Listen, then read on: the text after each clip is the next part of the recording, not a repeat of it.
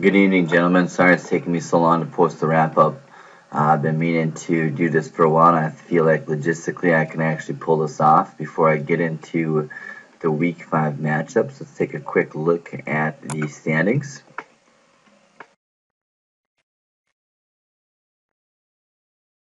As you can see, you're going to talk about parity. You look at the Legends division, we have 6 teams that are tied. We had 2 and 2 apiece.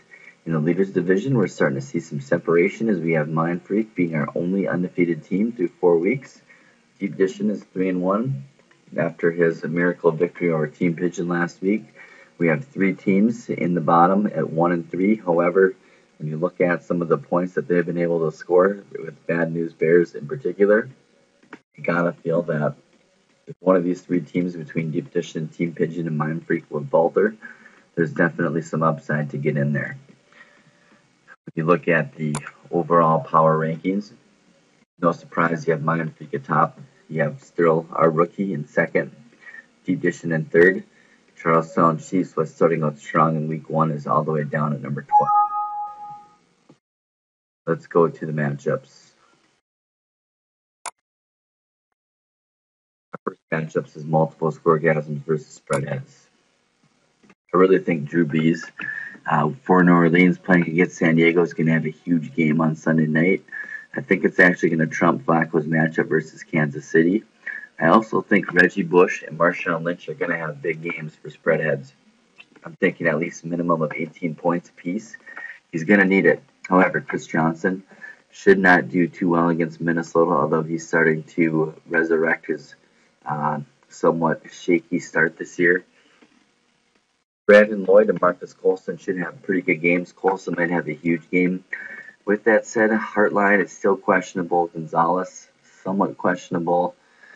I don't think that is going to be enough between New England, Walsh, and Lewis to overscore Green Bay versus Indy, J.J. Watt versus the Jets, and then Finley with spread heads. So I'm going to call spread heads by at least a dime spot in a probably 125 to 108 scoring matchup. Egg rolls versus chips, 2 and 2 here. I think Philip Rivers is going to score a lot of points against porous New Orleans defense. Christian Ponder starting for chips, doing the homer start. Actually, not a bad start. I think Bradshaw should do reasonably well against Cleveland. I don't mind Mendenhall against Philadelphia. I think Spiller against San Francisco isn't very good, and McCoy against Pittsburgh probably isn't going to be that good either. Kennel Hunter against Buffalo. I don't see where all the production is going to come from here. Lance Moore against San Diego should be good. Cruz against Cleveland should be great. Tammy versus New England's questionable. However, the Texans and Robbie Gould should have big days. Will Percy Harvin and Roddy White have big games? I think they will. I think I'm going to call chips in a very close affair with egg rolls. Look for chips to go 3 and 2. Jerkback Mountain versus Jimmy Thing. Let's see here. I think I like Cam Newton versus Peyton Manning. Actually, I like Peyton Manning over Cam Newton.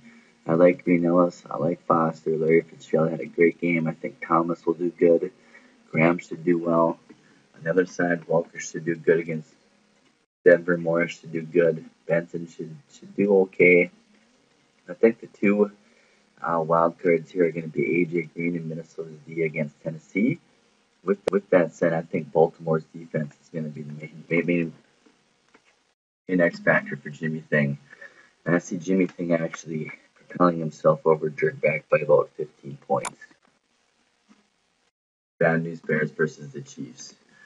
I like Aaron Rodgers versus Indy. Sam Bradford, 11 points so far. That's not really going to get it done. McGahee versus New England should be about 15 points. Sproles versus San Diego should be a great matchup. Andre Johnson versus the Jets is great, especially being that Revis Island is out.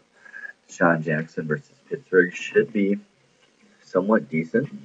And obviously, I love Torrey Smith over Kansas City. Davis against Buffalo looks really good. Giants versus Cleveland should be pretty good. And then Jared Allen against Tennessee should be pretty good. I really think Bad New Berries is going to rout Charlestown Chiefs. I do think that Brandon Marshall has a great game against Jacksonville, as well as Daniels against the Jets. But with that said, I think Bad News Bears gets 150. Chiefs is going to put up 110, but it's just not going to be enough. Christian versus Thurl. As much as I want to give myself the nod here, I just have too many X factors to go on right now. Matt Ryan's going to be great against Washington. D'Angelo Williams is going to be suspect with Seattle, but Jamal Charles, Mike Wallace, even Randall Cobb should do good against Indianapolis.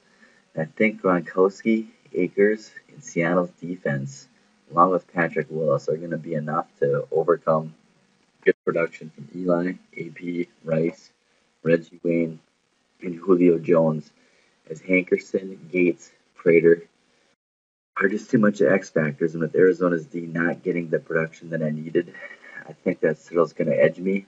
I'm going to say 130 to 118. Lastly, this is our game of the week. I like Team Pigeon here over Mind Freak. I like Griffin. I like Jones-Drew. I like Ryan Matthews. Trent Richardson, even against the Giants, should be pretty good. I like to start with Hickson. Coming up against Cleveland, he'll be the third wide receiver against a decent young Cleveland defense. Kendall Wright should be okay. Heath Miller should get some good, decent production. And then you look at St. Louis Rams and James Arnaitis already pitching in 31.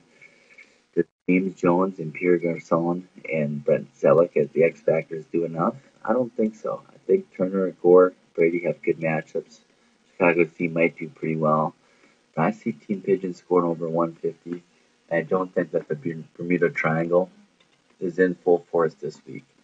And with that said, I think Team Pigeon is going to give Mind Freak his first loss of the year.